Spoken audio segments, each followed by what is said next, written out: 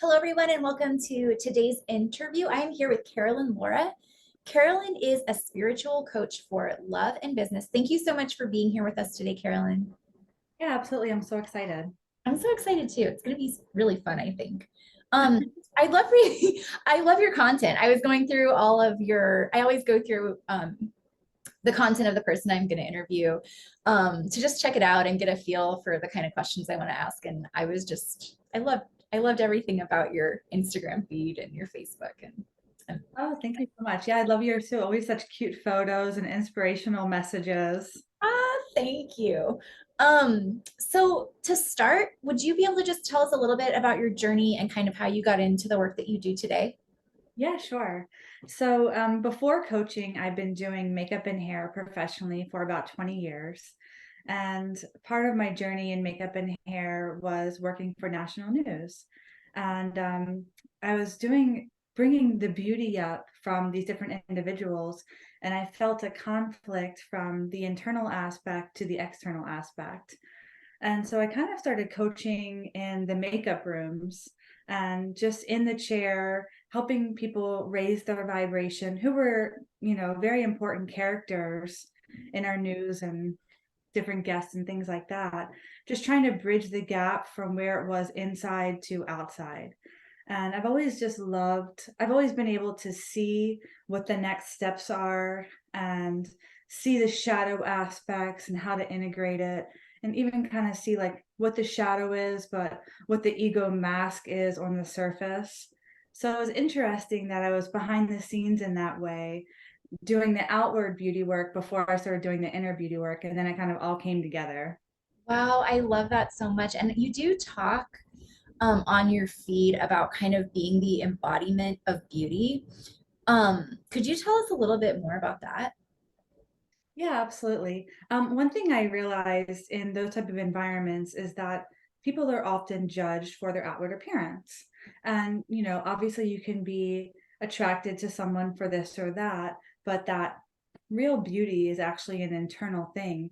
And real beauty is a piece of God. Everyone has access to that. So everyone can be beautiful.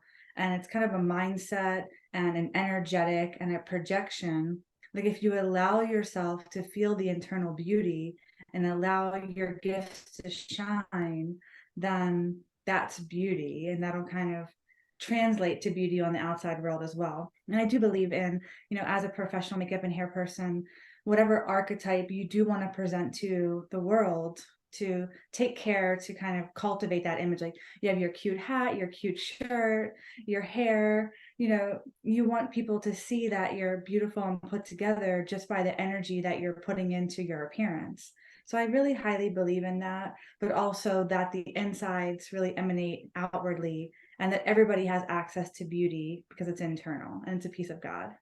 Absolutely. I love that so much. And it took me a long time to get to the place where I saw beauty as one of the gifts of the feminine and a gift from God, because I was raised in Yeah. a fundamentalist religion where it was kind of like beauty is vain, it's only what's inside that counts. And I do very much value the internal beauty or the inward beauty, but I think that we're kind of selling ourselves short if we stop there. And outward beauty can just be such a fun way to express ourselves or even just to give a gift to the world. Like there's nothing more inviting or nurturing than to see a woman who's really embodied in her beauty. Yeah, absolutely. And in my journey in the industry as well, I was very turned off from the overdone expression of beauty as I was transitioning into more spiritual things. And I was kind of like, oh, it's inside what matters. And I almost wanted to kind of turn my back on that because I was like, I can't have this experience as a professional makeup artist and also be very spiritual and help people in this way. And after a lot of integration, it all kind of came together. And now I can fully celebrate outer beauty as much as inner beauty. Oh, But it that's was interesting to see that happening in myself.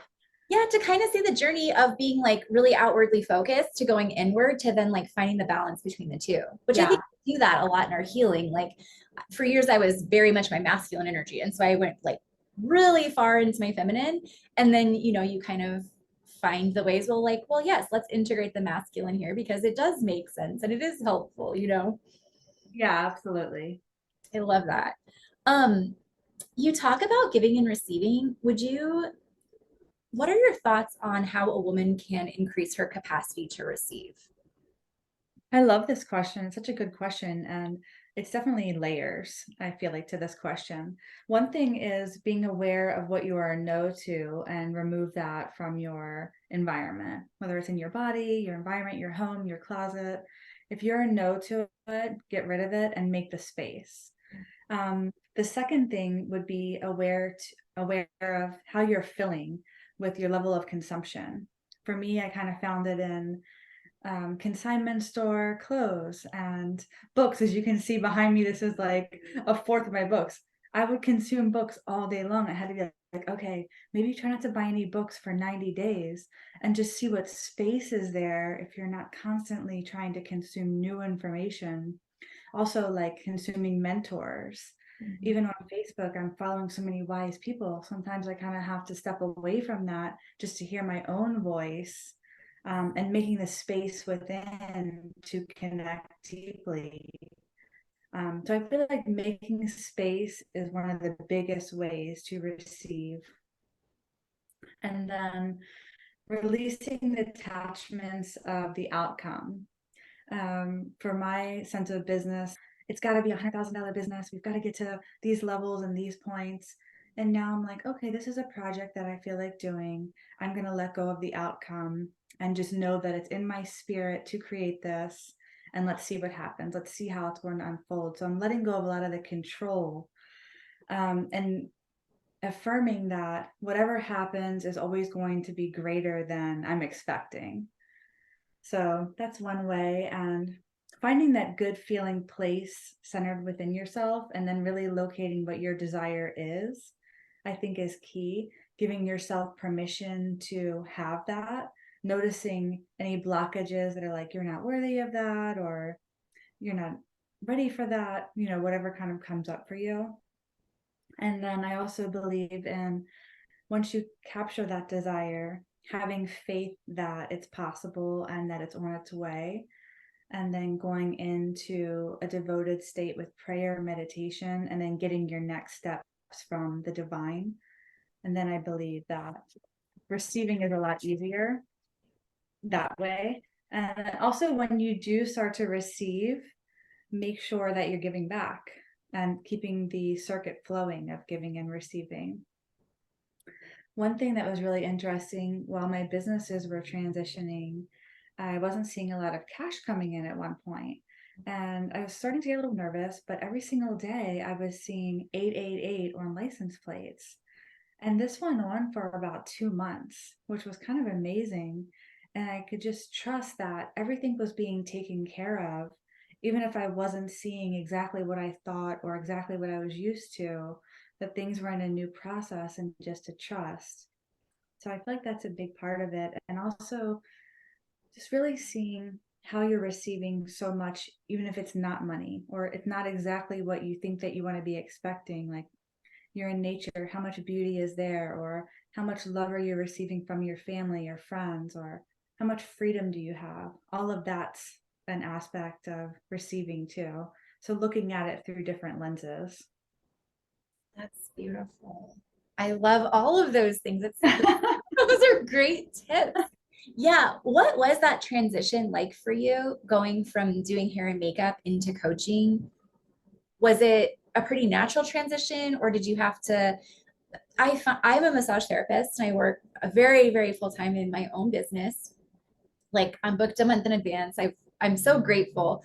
And then adding in this coaching piece, it's like, where do I find the time? And I do. I have. Like I make the time, but what was it like for you? Yeah.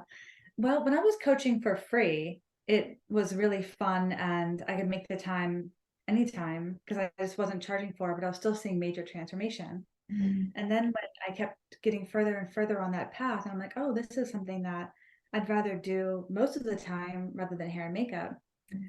My ego was so tied in with hair and makeup because I had done it professionally for 20 years that it almost felt like what's it called? Like imposter syndrome to go in to be a full-time coach because that's what my ego was tied in around. So it was like a definitely an ego death kind of process. And I wanted to push hair and makeup far away, kind of like a little before the beginning of COVID. That's when the hard transition really started to happen.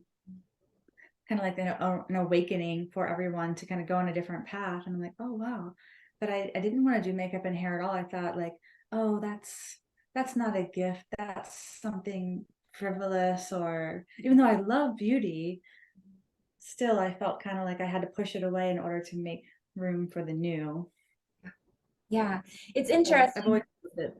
It's your livelihood, and also I feel like our work, it does become a part of our identity and our Yeah, ego. And we say, yeah, I am a hair and makeup artist, and you for 20 years you've said that, and then all of a sudden you're bringing in this new thing, and it's like, wait, who am I?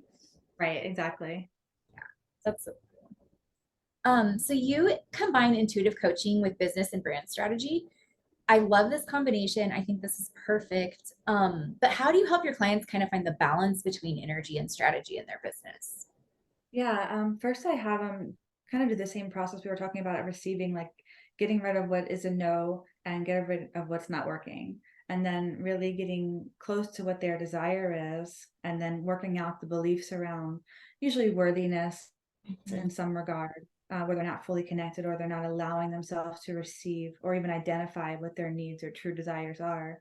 There's a lot of like, I should be, you know. So to kind of eliminate that and then put in a really simple strategy, I like to help my clients with business. They don't have to work more than a few hours or a few hours a day to get the results that you want. I don't believe in working 40 to 60 hours unless you want to, unless that's what's driving you or where your passion is. But I like a life of freedom and to have my schedule on my terms and based around my energy. Like if I like to have wellness earlier in the day, fitness, things like that, I can do that in the morning, work in the afternoon, maybe take some clients some evenings, but mostly spend the time with my family. I love just helping clients create a life that really fits what their true desire is as efficiently as possible. I love that. I feel like that's why so many women get into business in the first place, because they don't want a 9 to 5 and they don't want to work 40 to 60 hours a week. And then sometimes you get into business for yourself and you're working twice the amount that you were working when you were employed. Yeah, exactly. At first, I mean, once at first you're starting the business, it's going to have to be a lot more to get everything situated and in order. But then once it's running for a few years, I think just a few hours a day should be plenty efficient Yeah, if you're doing the right things. especially if you've got things automated and you have, scalable offers and all of those good Yeah, things in place. yeah. That's amazing. I love that. Um, how has devotion changed and deepened your relationships? That's such a great question. Devotion's really changed my relationships because I love so much and so big. And I kind of thought if I love with all my heart, which is huge and a ton of love, I'm going to be loved back the exact same way. And in my experience, it doesn't always work like that. You know, people are definitely coming with their own limitations. And um, I have found dissatisfaction in my past because I wasn't being met in the same capacity. And once I learned that the only place that I can be filled is with God and with myself and my own needs, everything changed. I didn't have a need for someone else to validate me. If they did, that was beautiful, that was nice, but I didn't need it any longer. And that created so much freedom for me. It changed everything. And just really focusing on myself and my relationship with God and what my needs are and my desires, staying in my lane changes the whole relationship, which is definitely a learning process. Totally. I love that so much. For me, a huge shift came when I realized that I was using all of my masculine energy for other people. So like overgiving, caretaking, showing up for Yeah. people beyond my capacity. And I was using all of it in this really codependent way to take care of other people. And then I was like missing out on being taken care of myself. And I was like, wait a minute, why don't I just turn this masculine energy that I'm giving to everyone else and have it take care of my inner feminine? And then it was just this like huge transformation where then that was what was reflected to me in the outside world. And I called in my amazing partner. And then the deepening of that is like you're saying, it's like I can have this exact same dynamic, but with God. Like God can be the one that fills me and takes care of me and is that masculine energy. And it just opens up your life to so many more possibilities. And Yeah, absolutely. Another thing I'd love to share about that is I have so much love to give. I've cultivated this amount of love. If I was in a relationship, I saw my love and what I thought was their love kind of holding us. Mhm. And my love was growing with God. And at the same time, a lot of the projection was me and God. So I was holding a lot of the space Mhm. where previous partners may not have been doing that sort of work. And so where I thought it was both of our love, I was really seeing myself in love in a sense. It was very eye opening. Yeah, absolutely. And I mean, it's always kind of like they say that when you're in love with somebody, it's really that you're in love with yourself in their presence. Like you love Yeah, that you feel about you with them. So everything is always a mirror. And yeah, I think that's huge. And like when you do create this dynamic within yourself and with God, then you do get to call in a partner that meets you there. yeah, absolutely. Beautiful. And it's There, interesting how fast it shifts when you start turning to God to fill you and start taking care of your own needs. Um, all of that completely changes. And also like the codependent aspect, like, okay, no, he's responsible for himself, or, they're responsible to do their part. And I'm just going to lean back and see what happens. And if they can't, they can't. Like really detaching from the controlling, everything's got to be okay so I don't get abandoned. And, you know, the all mothering. the yeah, all that, like going to God really helps transform all of it very quickly.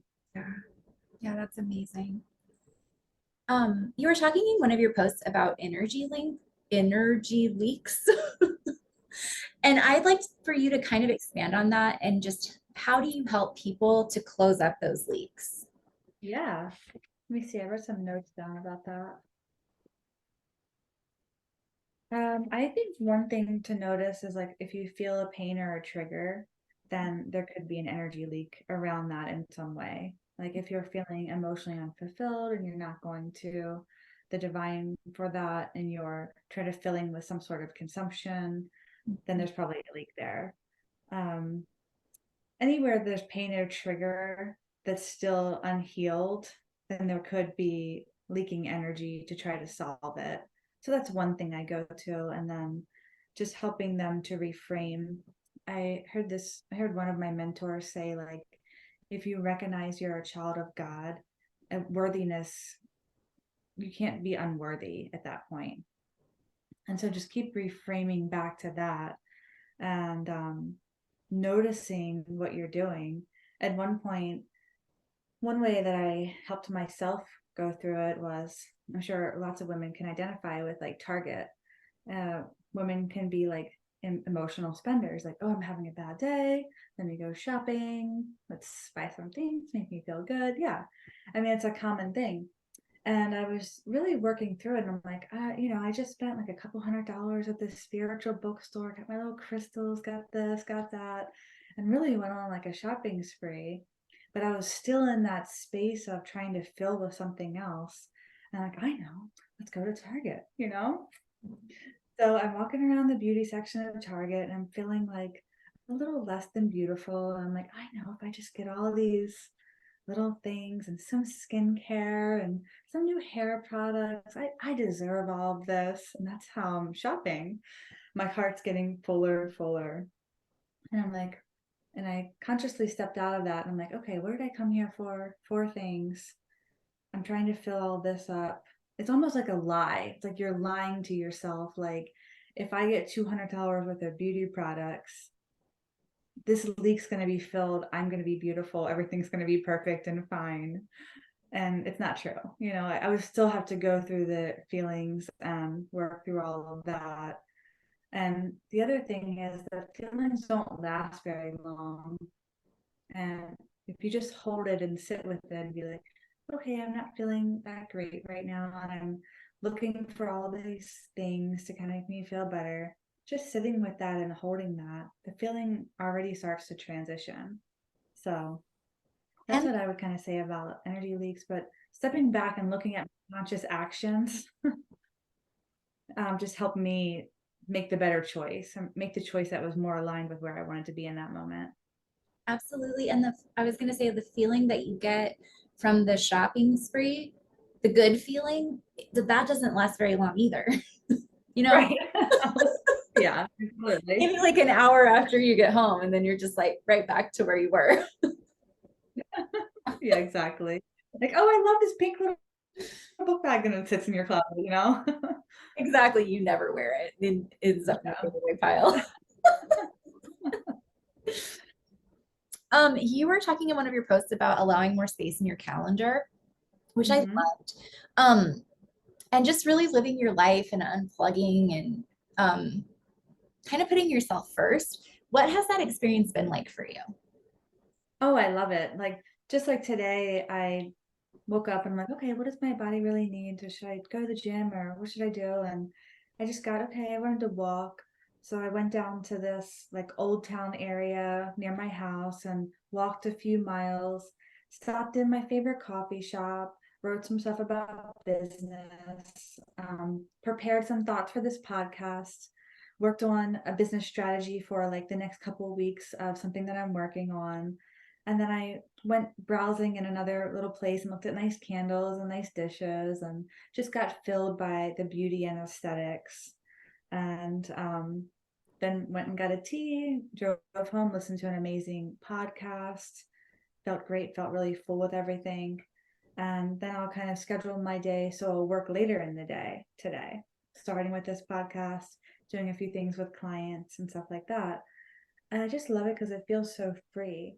I can't even imagine having a 9 to 5 job with a strict set of um, rules or all these different things. Like I feel so free now that I don't see any way to possibly go back to that. And the Yeah, times that I did have full-time jobs, which was always I was always very grateful for, and it was a great benefit, but it was a lot. I'd much rather be in charge of my day. And I schedule things like I like to do coaching calls on Wednesdays and Thursdays, and I like to do work for my love business on Mondays, and kind of schedule it all that way. So I'm thinking specifically about what the coaching clients need one day of the week. I'm thinking about the bridal agency I have Fridays. A lot of the weddings are weekends and things like that. So scheduling it out so each business or each project has their own set of energy that I commit to each week. I love that. I found it really helpful to batch my work to like if I have to go from a massage to a coaching call to a Zoom call to like I get or run an errand, it's not good for my energy. I love to just like get in the energy of today I'm going to have my hands on people's bodies all day long. And then Exactly. on this day, I'm going to record all of my podcast interviews. And on this day, I'm going to do all of my client coaching. It's just like it takes something to get into the vibe and get into the energy of what you're going to do that day. And I feel like when I'm like bouncing around, I'm just all over the place. So Yeah, I think it wastes energy. yeah, I I think think that it does. that saves a lot of energy Mhm. and Yeah. helps you be better at whatever you're doing, more present and more focused on whatever it is you're doing. Mhm. Yeah, exactly. I love that. And I feel like we're so lucky to just be in this place where we can set up our life the way that we want to. And we do have our own businesses. And I don't necessarily think that the feminine cycle lines up with the 9 to 5, like being in the same energy every single day, day after day. And then, um, yeah, I mean, I think that it was designed by men for men, and women are trying to like cram themselves into this system Oh that yeah, absolutely. does it dishonors us. Yeah, I think it's very draining for the yin energy, absolutely, to be so confined in that sense. And you're kind of fluctuating a bit throughout the day and have different needs. So to me, like creating your own schedule and batching, as we were just talking about, is definitely the easiest way to preserve. Yeah, absolutely. I love that. What do you suggest we do when we feel out of alignment in our businesses? That's also a great question. One is to see what's not working, obviously, see what you're desiring. And then I think just acting as though your business is your child.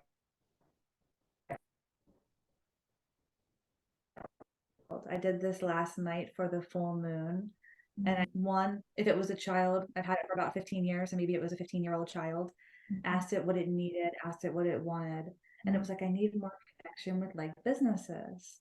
And I'm like, okay, it's easy enough. And kind of just tapping into, why am I doing this business? And what are all the codes that I particularly carry that make this business great? Just seeing it from those perspectives add a lot more excitement. And when I talk to the other business, which is a lot newer, it's about 2, I asked it what that business needed. And it's like, I don't want any pressure to make money right now. I just want to be, I want to do. And when I was really young, I used to, instead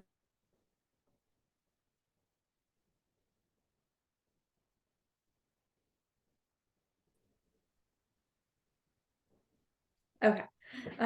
So when I was a child, I used to play school instead of playing house, where I'd line up all the stuffed animals and everyone would have tea, and I'd post some little lesson on the inside of the playhouse and like stand up there and teach them. And I think I even taught the stuffed animals about love and things like that. So when I tapped into this business and asking it what it wanted, it just wanted me to have small group sessions, charge a very small amount, and test out this material. And everybody drink tea, we'll do a little lesson. And that's what the business was asking for at this time. So very different than the other business who's already established, already making money. It's like, let's connect with other businesses. This one's like, no pressure, don't pressure me, don't pressure me. Um, let's just play. Let's play school and teach people stuff about love right now, you know? Love that. That's amazing. That sounds delightful. Yeah. Learning about love. What is your bridal business? For a long time, I've had like a high-end agency sending hair and makeup out for weddings. And I have a team of 25 artists, or I'll do the weddings myself sometimes, just contracting out for, beautiful little weddings, like soulmate clients. Soulmate clients are so lovely. That's beautiful. I feel like that would be so fun to be there. I mean, you're with somebody on one of the best days of their life. That's got to feel Yeah. so good, making them feel beautiful. Yeah, absolutely. And in addition to that, I always hire artists who are very, very calming. So they're not just able to enhance the bride's natural beauty and do the hair and the modern styles that they're hoping for, but they're also able to like transmute the stressful energy in the air and bring a more calming presence to the most important day of their life. Because usually in the morning of, it's high stress and everyone's running around, or every once in a while it's not, but often a bunch of women in one room, and that the stress can start to rise a little bit. All the last minute things that go wrong. Yeah, Yep. yeah, Yep. That's absolutely. cool. Um, you teach that there's a time to make moves and a time to stand still. How do we flow between these two energies and not get stuck in the standing still or get stuck in like doing, doing, doing? Yeah. Um, my human design is a projector. And so that was kind of a hard transition for me. Like, if you're really putting it out there, then nobody hears you, and then you get bitter and you're like, happening? I find it like, if nothing's happening, keep going back to faith and get your messages from the divine on what the next action steps are. And some periods are just about planting seeds. So don't stop planting the seeds, even if they're small, because they're going to bloom. And then also, like, don't be afraid to rest. As a former workaholic myself, um, I loved working and I loved making money and all these different things. And eventually, like, my body was like, okay, we've had enough of all this. We need to rest. And, honoring that. So honoring that there's an ebb and a flow. And I think that really learning how to manage your money, which kind of took me a minute too, because I like to spend and like to make a lot, spend a lot. So to actually work on having it for when the seasons are slow and you have to plant seeds, that you don't have to freak out. And then just trusting that you're always going to be taken care of if you're living in the right action, I believe. I love that. I recently experienced, I spent like a year and a half just grinding, just like hustling. And about probably starting like mid-June, we took a vacation. We went to Colorado for a couple weeks. I came back, my sister visited. I hardly worked all of July. Like I worked like a couple days, maybe a week, and then when we were on vacation, I was just off. And I kept waiting for that urge to get back to work to kick in. And I was like, come on, come on. I've got bills to pay. It was just like this tension because I do try to live my life led by the divine and in my feminine and wait for the impulse to take the aligned action. And if I don't, if I force myself or I force the action before the inspiration comes, I can produce a result, but it's just not quite the same. Like it doesn't work as well. So I feel like it is just developing this trust with yourself and trust with the divine that like it will come back. Like you will get that like hit of energy. But especially when we've spent years overworking and we're kind of in a place of being depleted, it does take time and you do need to rest. And that can be hard in our society where we are just rewarded and encouraged to just hustle, you know? Yeah, absolutely. I think it's definitely a big reset. And that's what I have to work on with, I feel like each of my clients still. And I still, even years later, I'm still coming off of that old urge that you haven't worked a lot in like 3 weeks. Like, is that okay? Yeah. But I think also like if you're able to really rest, then the yin energy gets restored. And then that's where the creation comes from again. So just trusting that it is going to come back, even if it takes longer than you're used to, You want it which to. it seems like it's been for a lot of high level creatives this year. They're on like 3 to 6 week yin rest, I yin love that. reset. Yin reset. Yeah. Oh my gosh, that's exactly what it is. That's amazing. Uh, So how can we find you on the internet and plug into your work? yeah. On Facebook, it's Carolyn Lara.